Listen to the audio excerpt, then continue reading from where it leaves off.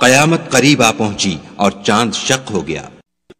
اور اگر کافر کوئی نشانی دیکھتے ہیں تو منہ پھیر لیتے ہیں اور کہتے ہیں کہ یہ ایک ہمیشہ کا جادو ہے،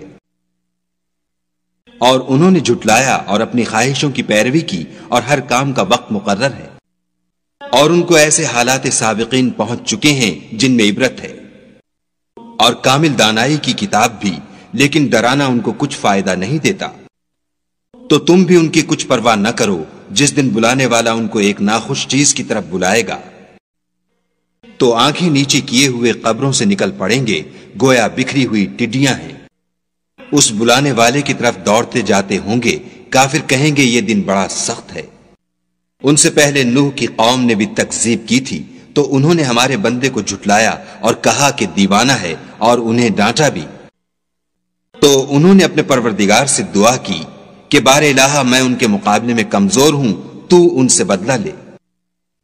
بس ہم نے زور کے مہ سے آسمان کے دہانے کھول دیے اور زمین میں چشمے جاری کر دیے، تو پانی ایک کام کے لیے جو مقدر ہو چکا تھا جمع ہو گیا، اور ہم نے نوح کو ایک کشتی پر جو تختوں اور میخوں سے تیار کی گئی تھی سوار کر لیا۔ وہ ہماری آنکھوں کے سامنے چلتی تھی۔ یہ سب کچھ اس شخص کے انتقام کے لیے کیا گیا جس کو کافر مانتے نہ تھے، اور ہم نے اس کو ایک عبرت بنا چھوڑا، تو کوئی ہے کہ سوچے سمجھے۔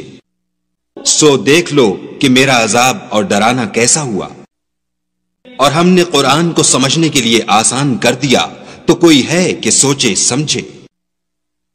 عاد نے بھی تکذیب کی تھی، سو دیکھ لو کہ میرا عذاب اور ڈرانا کیسا ہوا۔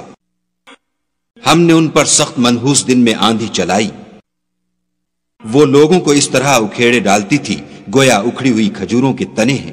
سو دیکھ لو کہ میرا عذاب اور ڈرانا کیسا ہوا، اور ہم نے قرآن کو سمجھنے کے لیے آسان کر دیا ہے، تو کوئی ہے کہ سوچے سمجھے۔ سمود نے بھی ہدایت کرنے والوں کو جھٹلایا اور کہا کہ بھلا ایک آدمی جو ہم میں سے ہے ہم اس کی پیروی کریں، یوں ہو تو ہم گمراہی اور دیوانگی میں پڑ گئے۔ کیا ہم سب میں سے اسی پر وحی نازل ہوئی ہے؟ نہیں، بلکہ جھوٹا خود پسند ہے۔ ان کو کل ہی معلوم ہو جائے گا کہ کون جھوٹا خود پسند ہے۔ اے صالح، ہم ان کی آزمائش کے لیے اونٹنی بھیجنے والے ہیں، تو تم ان کو دیکھتے رہو اور صبر کرو، اور ان کو آگاہ کر دو کہ ان میں پانی کی باری مقرر کر دی گئی ہے، ہر باری والے کو اپنی باری پر آنا چاہیے۔ ان لوگوں نے اپنے رفیق کو بلایا اور اس نے اونٹنی کو پکڑ کر اس کی کونچیں کاٹ ڈالی۔ سو دیکھ لو کہ میرا عذاب اور ڈرانا کیسا ہوا۔ ہم نے ان پر عذاب کے لیے ایک چیخ بھیجی، تو وہ ایسے ہو گئے جیسے باڑ والے کی سوکھی اور ٹوٹی ہوئی باڑ۔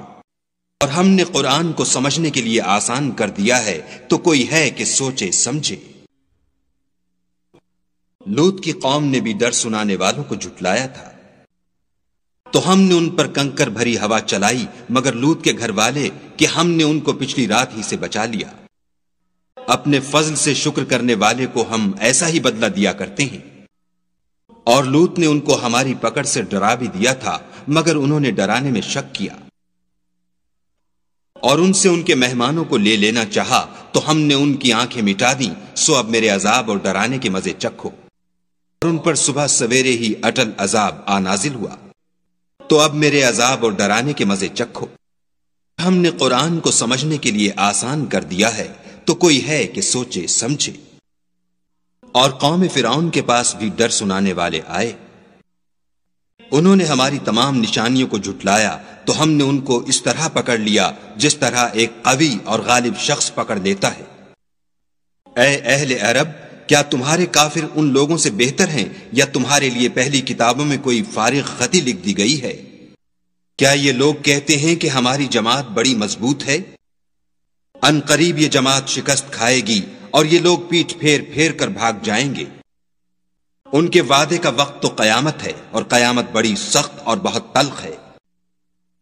بے شک گناہ گار لوگ گمراہی اور دیوانگی میں مبتلا ہیں۔ اس روز منہ کے بل دوزخ میں گھسیٹے جائیں گے۔ اب آگ کا مزہ چکھو۔ ہم نے ہر چیز اندازہ مقرر کے ساتھ پیدا کی ہے، اور ہمارا حکم تو آنکھ کے جھپکنے کی طرح ایک بات ہوتی ہے۔